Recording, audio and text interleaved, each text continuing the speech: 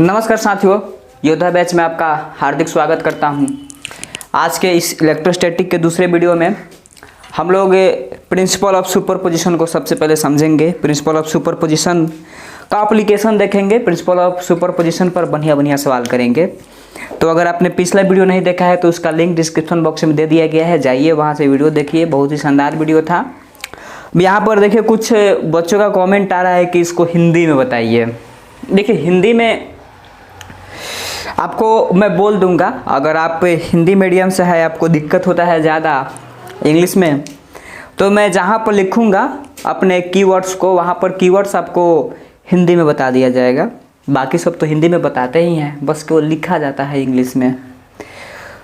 तो आप कोशिश कीजिए कि जिस वे में पढ़ाया जाता है उस वे में आप भी डाइवर्ट हो जाए, कन्वर्ट हो जाए। ज़्यादा से ज़्यादा अगर आप 15 से 20 लेक्चर को लगातार देख लेते हो तो जिस फ्लो में मैं पढ़ाता हूँ उस फ्लो में आप अपने आप को मेंटेन करने लगोगे। थोड़ा सा तकलीफ़ होगा, शुरू में दिक्कत होता है। मैं भी प्योर हिंदी मीडियम का छात्र था, चरवाहा विद्यालय से पढ़ा हुआ। चरवाहा विद्यालय आप समझ रहे होंगे। लेकिन मेहनत किया, लगातार अपने ऊपर काम किया, इंग्लिश पर काम किया। बिहार बोर्ड के बच्चों का सबसे बड़ा प्रॉब्लम होता है अंग्रेजी, जिसके कारण वो काफ़ी पिछड़ जाते हैं। और सीबीएसई और आईसीएसई वाले इस मामले में वो थोड़ा सा आगे होते हैं अंग्रेजी के मामले में। बाकी माइंड का आईक्यू लेवल का कोई कंपैरिजन नहीं होता है। जो जितना मेहनत करेगा उसका आईक्यू लेवल उतना ही ज़्यादा होगा। अब चाहे वो किसी स्टेट बोर्ड का हो, चाहे वो सीबीएसई का हो, चाहे आईसीएसई का हो, डजेंट मैटर। आप विषय को किस लेवल पर पढ़ रहे हैं ये मायने रखता है। हाँ, अगर आपको अंग्रेजी समझ में नहीं आती है तो आप मेरे लेक्चर को लगातार देखते जाइए ना। लगातार आप देखिए, 5 लेक्चर देखिएगा, 10 लेक्चर देखिएगा, तो आपको अपने आप इंग्लिश में फ्लो आने लगेगा। शुरू में 2020 का समय था जब लॉकडाउन लगा हुआ था। तो लॉकडाउन में मैंने मैट्रिक का परीक्षा दिया था 2020 में। तो लॉकडाउन में लगभग मैंने ऑनलाइन में सारे लेक्चर्स मैंने देखे थे, नोट्स भी बनाए थे। तो काफ़ी दिक्कत हुआ था क्योंकि प्योर इंग्लिश मीडियम वहाँ पर पढ़ाया जाता था और प्योर इंग्लिश मीडियम की वजह से कुछ बातें नहीं समझ में आती थी। लेकिन फिर भी उसको एडजस्ट करके कैसे भी करके मैनेज किया गया। तो आप भी कोशिश कीजिए। ऐसे मैं यहाँ पर बताऊँगा किसका क्या हिंदी होगा। चलिए हेडिंग डालते हैं, principal of superposition. Principal of superposition. Principal of superposition को हिंदी में अध्यारोपण का सिद्धांत कहा जाता है। लिख लीजिए आप ब्रैकेट में, अध्यारोपण का सिद्धांत। 12th बोर्ड में काफ़ी बार इससे सवाल पूछा गया है कि अध्यारोपण के सिद्धांत से आप क्या समझते हैं। 2 नंबर सवाल में, what do you mean by principle of superposition.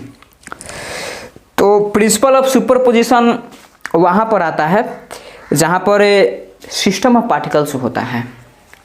यानी कि अगर आप एक बात को लिखिए अपने नोट में डालकर, कूलम्ब्स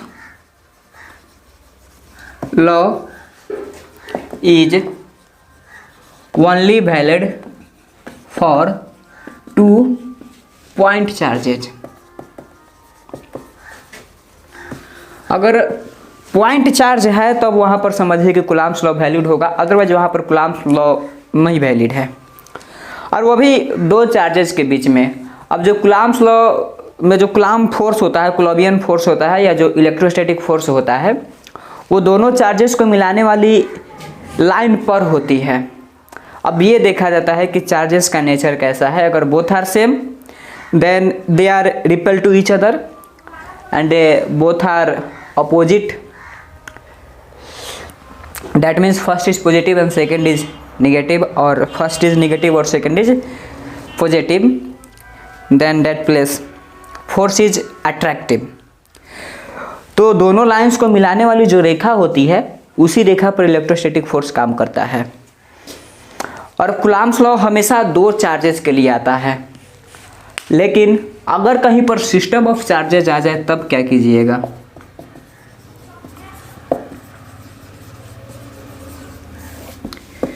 जैसे Q1 है, Q2 है, Q3 है, Q4 है, तमाम तरह के चार्ज रखे गए हैं Qn तक।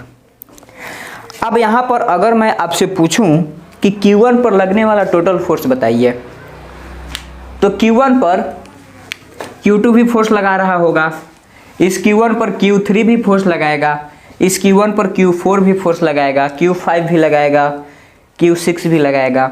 उसी प्रकार से अगर आपसे पूछा जाए कि Q2 पर टोटल नेट फोर्स कितना होगा, तो इस Q2 पर Q1 भी लगाएगा फोर्स, Q2 पर Q3 भी फोर्स लगाएगा, इस Q2 पर Q4 भी लगाएगा, Q5 भी लगाएगा। और ये बातें सभी चार्जेस के लिए वैलिड है। मैं अगर आपसे पूछूं कि Q4 पर टोटल फोर्स बता दीजिए, जिसको बोला जाता है नेट फोर्स ऑन Q4, इस पर ये भी फोर्स लगाएगा, ये भी लगाएगा, ये भी लगाएगा, और इस पर इस सिस्टम में जितने भी सारे चार्जेस रखे गए हैं सब पर फोर्स लगाएगा।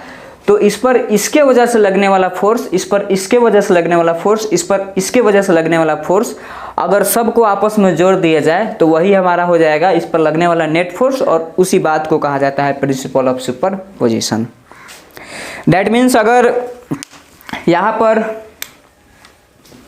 मैं आपसे बात करूँ कि एफ नेट ऑन Q1 बताइए, तो आप इस 1 पर 2 की वजह से लगने वाला फोर्स को लिखिए। अगर कहीं पर F12 लिखा हुआ है तो इसका मतलब होता है फोर्स ऑन 1 ड्यू टू 2, इसी वजह से। और इसको वेक्टर में लिखना है, ये बात सबसे इम्पोर्टेंट है, अक्सर बच्चे गलती करते हैं। अगर इस पर आप वेक्टर नहीं लगाइएगा, सोचिएगा कि केवल मैग्नीट्यूड लेकर के तब उसको जोड़ दे, तो अलजबरा का जोड़ घटाव हो गया, और अलजबरा का जोड़ घटाव, वेक्टर का जोड़ घटाव दोनों अलग होता है, दोनों सेम चीज़ नहीं है। तो हमेशा वेक्टर का जोड़ किया जाता है। F12 वेक्टर हो गया। अब लिखेंगे force on 1 due to 3, force on 1 due to 4। अगर कहीं पर F14 लिखा हुआ होता है तो इसका मतलब होता है फोर्स ऑन 1 ड्यू टू 4। उसी प्रकार से ये force on 1 due to n, और इसी को कहा जाता है principle of superposition. This is known as principle of superposition. अब स्टेटमेंट इसका बड़ा ही इंपॉर्टेंट है बोर्ड की परीक्षा के लिए। न्यूमेरिकल सवाल तो बन जाएंगे इससे, बोर्ड के परीक्षा में हमसे स्टेटमेंट पूछा जाता है।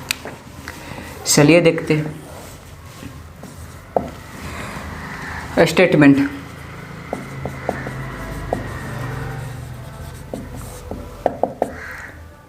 In a system occurring more than 2 charges, then electrostatic force on any charge is equal to vector sum of individual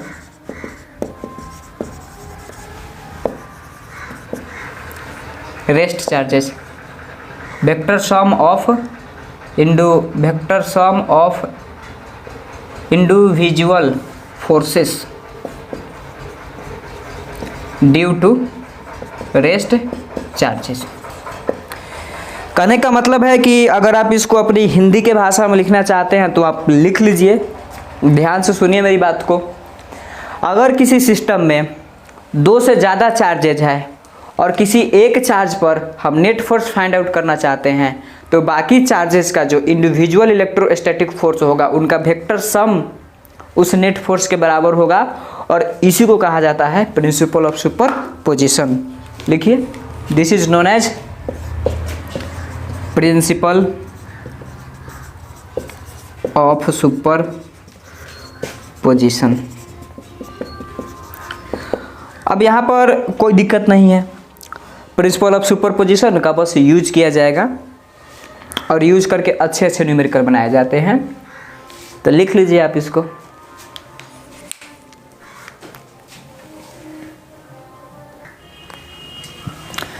अब चलिए कुछ और सवाल करके देखते हैं। सवाल करेंगे तो और ज़्यादा कॉन्फिडेंस आएगा।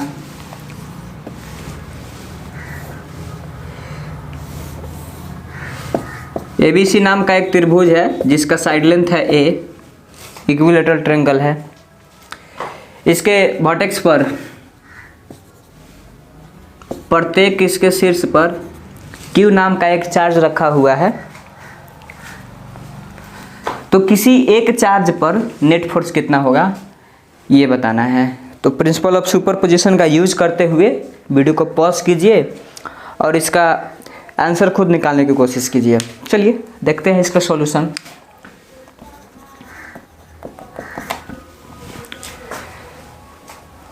पहले मैं मान लेता हूं कि चलिए ए बी सी तीनों तो आइडेंटिकल है, किसी पर भी अगर नेट फोर्स का मान आ जाता है तो बाकी सब पर भी वही बात होगा। तो चलिए ए पर निकाल लेते हैं। अब चार्जेस का नेचर सेम है, तो सेम है तो बी ए पर रखे हुए चार्जेस को रिपेल करेगा इस डायरेक्शन में, और इसके वजह से इस पर लगने वाला फोर्स इस डायरेक्शन में होगा। तो मान लेते हैं कि इसके वजह से इस पर लगने वाला चार्ज है F A B, F on A due to B बराबर हो जाएगा के, दोनों के बीच का दूरी है ए, के क्यू स्क्वायर बटा ए स्क्वायर, वही बात यहाँ भी हो जाएगा। Force on A due to C बराबर हो जाएगा के क्यू स्क्वायर बटा ए स्क्वायर।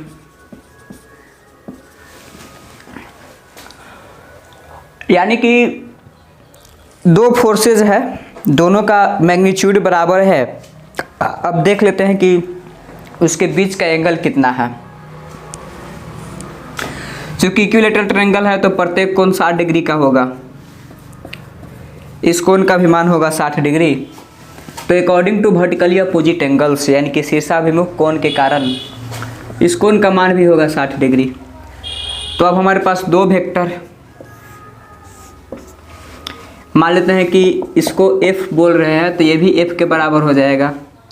तो इस वेक्टर का मैग्नीट्यूड है f और इस वेक्टर का मैग्नीट्यूड है f, और यहाँ पर एंगल है 60 डिग्री।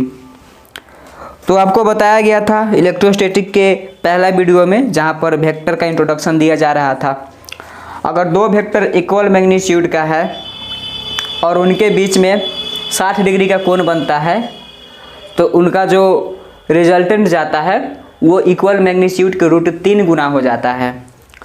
अगर 90 डिग्री का कोण हो तो √2 गुना हो जाता है, अगर 120 डिग्री का कोण हो तो बराबर हो जाता है। तो यहाँ पर r बराबर √a² plus b² plus 2ab cos theta का भी यूज किया जा सकता है। मैं नहीं यूज करूँगा, मैं डायरेक्ट यहाँ पर इसका रिजल्ट लिखूँगा। r बराबर √3f √3 और f का मान हो जाएगा KQ² बट्टा a² and this is our final answer. बहुत ही भौकाली क्वेश्चन है। जितने भी फेमस राइटर्स या जेई नीट, बिटसेट, इन जैसे कॉम्पिटिटिव एग्जामिनेशंस में इससे सवाल पूछा जाता है। बढ़िया जो इंजीनियरिंग कॉलेज होते हैं, एम्स के क्वेश्चंस में अगर उठा कर देखिएगा तो ये सब आपको मिलता है। और इस तरीके के क्वेश्चन को कहा जाता है polygon type problems. Polygon type problems electrostatic में पॉलीगन टाइप्स प्रॉब्लम्स बहुत ही फेमस होता है। चलिए अब देखते हैं दूसरे सवाल को। मान लेते हैं कि एक स्क्वायर है ABCD,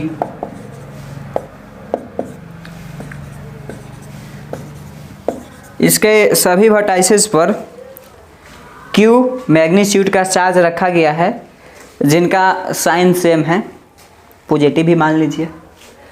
तो किसी एक चार्ज पर नेट फोर्स कितना होगा इसके बारे में बताना है। तो अभी वीडियो को पॉज कीजिए और इसको खुद से सॉल्व करने की कोशिश कीजिए। अगर सॉल्व हो जाए तो उसका आंसर कमेंट बॉक्स में देने की कोशिश कीजिए। एक स्क्वायर है, उसके चारों वर्टाइसेस पर 4 इक्वल मैग्नीट्यूड के चार्ज रखे गए हैं। किसी एक चार्ज पर नेट इलेक्ट्रोस्टैटिक फोर्स कितना होगा इसके बारे में बताना है। किसी को भी मान लीजिए, चारों आइडेंटिकल है, जो मानिएगा सब पर बराबर आएगा। इस पर भी, इस पर भी, इस पर भी, इस पर भी, यानी कि किसी एक पर अगर नेट फोर्स निकालिएगा तो वो बराबर हो जाएगा। मान लेते हैं कि चलिए किसको मान ले, चलिए बी पर निकालना है। According to principle of superposition इस बी पर लगने वाला नेट फोर्स, इस ए के कारण लगने वाला फोर्स, इस सी के कारण लगने वाला फोर्स और इस डी के कारण लगने वाला फोर्स के वेक्टर सम के बराबर होगा। तो चलिए जरा निकाल लेते हैं क्या होगा। ए की वजह से इस डायरेक्शन में एक फोर्स लगेगा रिपल्सन का, और डी की वजह से इस डायरेक्शन में एक फोर्स लगेगा, वो भी होगा रिपल्सन का, बिकॉज चार्ज का नेचर सेम है। अब यहाँ पर देखा जाए तो ये वाला फोर्स और ये वाला फोर्स दोनों मैग्नीट्यूड वाइज सेम होगा। स्क्वायर है, साइड लेंथ ए मान लेते हैं। इस एंगल का मान है 90 डिग्री। मान लेते हैं कि फोर्स एफ है और ये भी एफ है, तो एफ का मान जानते हैं के क्यू स्क्वायर बटा ए स्क्वायर हो जाएगा। क्वेश्चन अब आसान हो गया, बस देख लीजिए। सी के वजह से इस पर भी एक फोर्स लगेगा, इसको एफ डैश मान लेते हैं, और इस साइड लेंथ का वैल्यू हो जाएगा √2a। साइड लेंथ नहीं है, डायगोनल से, मतलब ये डिस्टेंस हो जाएगा √2a। के क्यू स्क्वायर बटा ए स्क्वायर होता है, तो √2 का स्क्वायर हो जाएगा 2 और ए स्क्वायर, तो के क्यू स्क्वायर बटा 2a square that is equal to f/2, क्योंकि के क्यू स्क्वायर बटा ए स्क्वायर को f बोला है, बट्टा में 2 है तो f/2। अब इसके और इसके वजह से रिजल्टेंट 45 डिग्री पर √2f के बराबर होगा। दो वेक्टर का डायरेक्शन सेम है,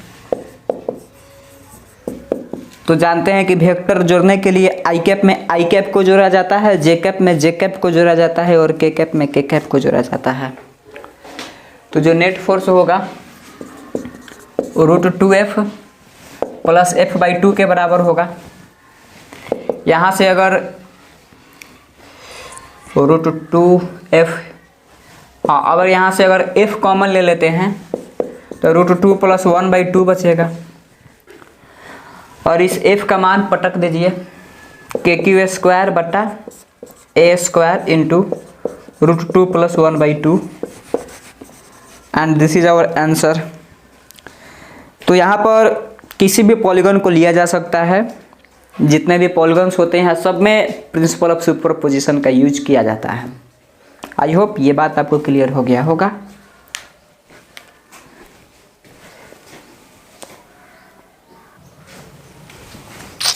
चलिए, इलेक्ट्रोस्टैटिक में एक सवाल बनता है।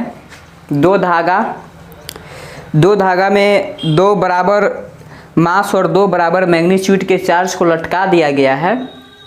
अगर सिस्टम इक्विलिब्रियम में है तो दोनों धागा के बीच बनने वाला कोण का मान बताइए।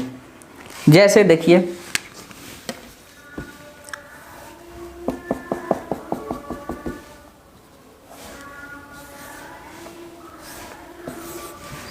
इस धागा का, इस पर जो चार्ज लटकाए गए हैं इसका मैग्नीट्यूड है Q और इसका मास है M,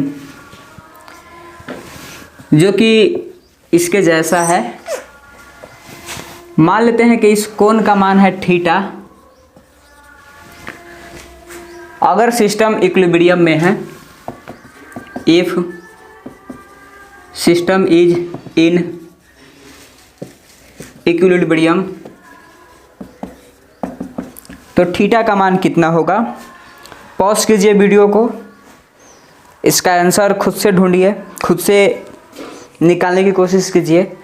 अगर जवाब मिल जाए तो कमेंट बॉक्स में बताइए। मैं बार बार आपको बोलता हूँ वीडियो को पॉज करना है, इसका आंसर जवाब में देना है। चलिए अब देख लेते हैं।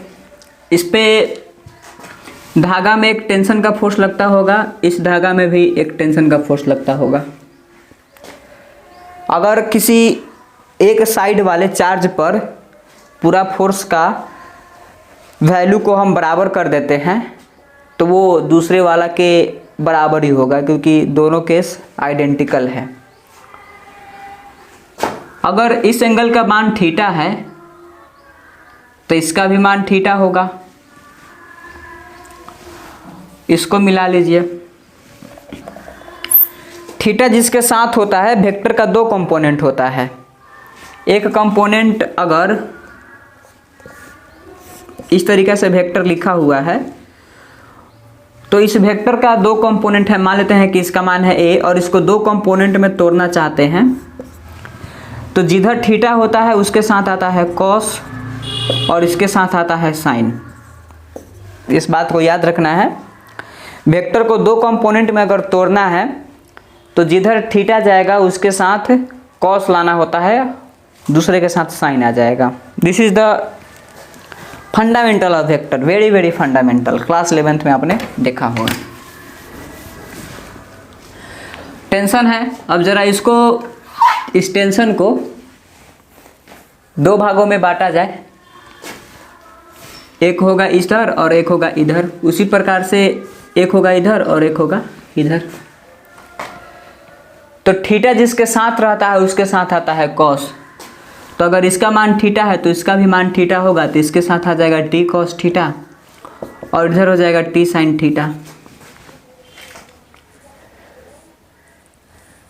उसी प्रकार से ऊपर भी जाएगा टी कॉस थीटा और इधर आ जाएगा टी साइन थीटा।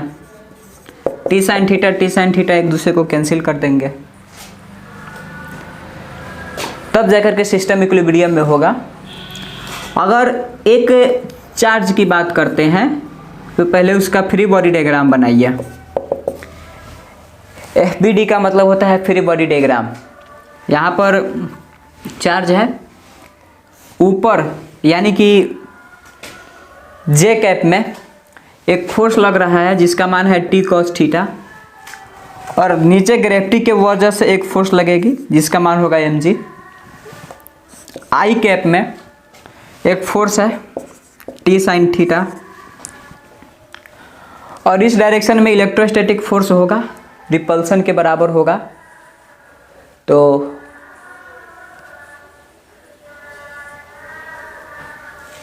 इसका वैल्यू हो जाएगा क्यू स्क्वायर, और दोनों के बीच का दूरी चाहिए। तो मान लेते हैं कि धागा की लंबाई L है। अगर धागा का लंबाई L है तो दोनों के बीच का दूरी निकालना आसान हो जाएगा। यहाँ से इसका मान देखिए, इसका मान कितना होगा, यानी कि इसका मान कितना होगा। अगर इसका मान है टी कॉस थीटा, सॉरी, अगर धागा का लंबाई L ले लेते हैं तो धागा का लंबाई L लेने पर आई थिंक इसका मान हो जाएगा L कॉस थीटा और इसका मान हो जाएगा L साइन थीटा। वेक्टर को दो कंपोनेंट में तोड़ना होगा। देख लीजिए, इसका मान है L और इसका भी मान है L, और यहाँ पर एंगल बना हुआ है थीटा। तो ये बराबर हो जाएगा 90 माइनस थीटा के। अब 90 माइनस थीटा के बराबर हो जाएगा। मान लेते हैं कि त्रिभुज ABC है और यहाँ पर है D, तो किसी भी त्रिभुज में ADC में ही यहाँ पर हाइपोटेनस मालूम है। अगर यहाँ से देखा जाए HBP, अगर साइन थीटा लगाइएगा तो DC बटा L, यानी कि DC बराबर हो जाएगा L साइन थीटा, और जितना DC का मान होगा उतना ही BD का भी मान होगा। अगर BC का मान निकालिएगा तो 12 साइन थीटा हो जाएगा। वही बात मैं आपको यहाँ पर कंपोनेंट लेकर बता रहा था। अगर इसके साथ थीटा है तो आ जाएगा L कॉस थीटा, अगर इसके साथ थीटा नहीं है तो आ जाएगा L साइन थीटा। अगर इसका मान L साइन थीटा हो गया तो इसका भी मान होगा L साइन थीटा, यानी कि 12 साइन थीटा। तो KQ बटा R स्क्वायर, यानी कि L square sine square theta, L square sine square theta.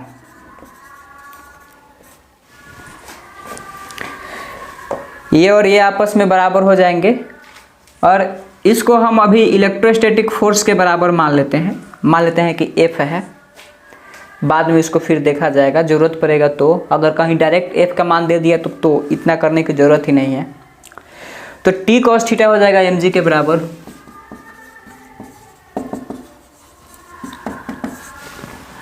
और T साइन थीटा हो जाएगा F के बराबर। दोनों को भाग कर दीजिए, टी से टी खत्म, साइन थीटा बटा कॉस थीटा टैन थीटा हो जाएगा और ये बराबर हो जाएगा एफ बटा एम जी के। अगर इतना हो गया, पहले तो थीटा का मान इतना हो गया, टैन थीटा बराबर एफ बटा जी, यानी कि थीटा बराबर टैन इनवर्स एफ बटा एम जी। लिखिए थीटा बराबर टैन इनवर्स एफ बटा एम जी। अगर धागा का लंबाई एल दे दिया है तो यहाँ पर इसका मान भर दीजिए, टैन थीटा बराबर के क्यू स्क्वायर बट्टा L square sine square theta. अब टैन थीटा को फिर लिखेगा साइन थीटा बट्टा कॉस थीटा। उसके बाद आप अपने आप कैलकुलेशन कर लीजिए, थोड़ा बहुत ट्रिग्नोमेट्री यूज होगा। बस अगर रिजल्ट की तरह याद रखना चाहते हैं तो याद रखिए टैन थीटा बराबर एफ बट्टा एम जी होता है। बाकी ट्रिग्नोमेट्री लगाना होगा, 2 sin A sin B का फॉर्मूला यहाँ पर यूज करना होगा। तो this is the very very very very crucial concept, बहुत ही भौकाली क्वेश्चन है। इरोडो का क्वेश्चन है। इरोडो आप जानते होंगे इरोडो के बारे में। इस क्वेश्चन को इरोडो में बहुत ही शानदार तरीक़ा से लिखा गया है।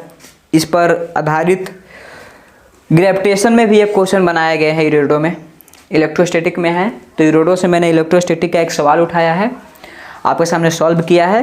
रिजल्ट याद रखिए टैन थीटा बराबर एफ बटा एम जी।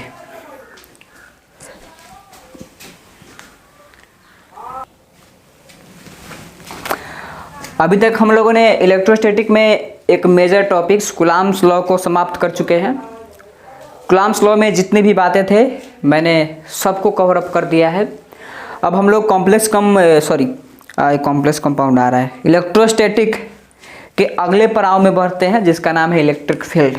तो आप हेडिंग दीजिए electric field intensity. Electric field intensity. बस इलेक्ट्रिक फील्ड इंटेंसिटी का आप इंट्रोडक्शन ले लीजिए। इलेक्ट्रिक फील्ड इंटेंसिटी किसको कहा जाता है? तो देखिए मैं डायरेक्ट आपको डेफिनेशन बताता हूँ इधर उधर की बातें को छोड़कर। Electric field intensity is nothing but force on unit charge, यानी कि एक कूलाम चार्ज पर लगने वाले फोर्स को इलेक्ट्रिक फील्ड इंटेंसिटी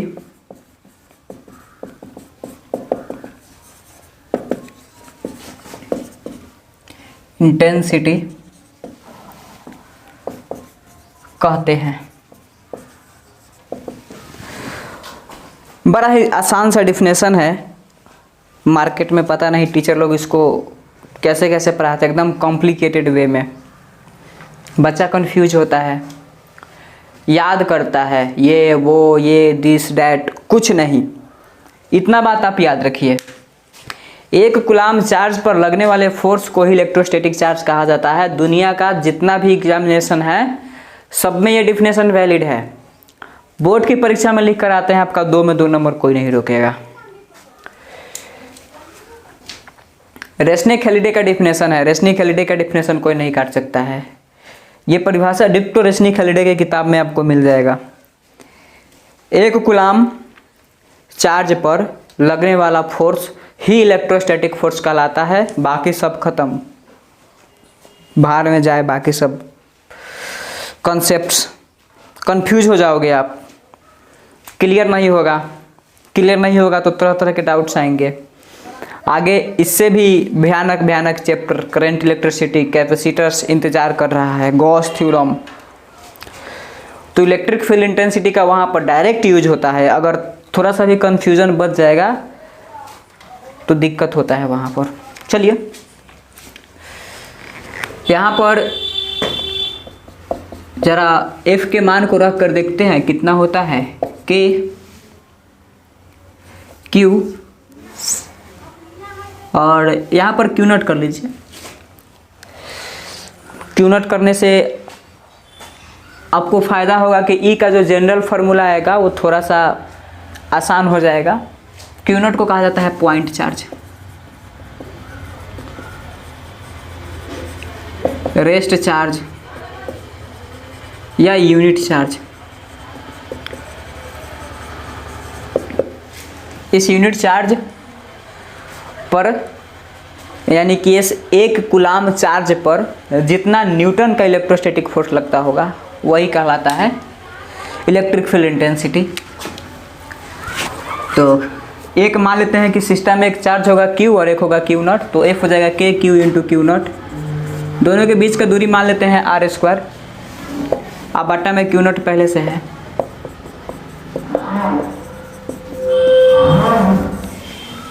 इस फार्मूला को याद रखना है, बस इतना ही। वीडियो को ज़्यादा लेंदी नहीं करूँगा।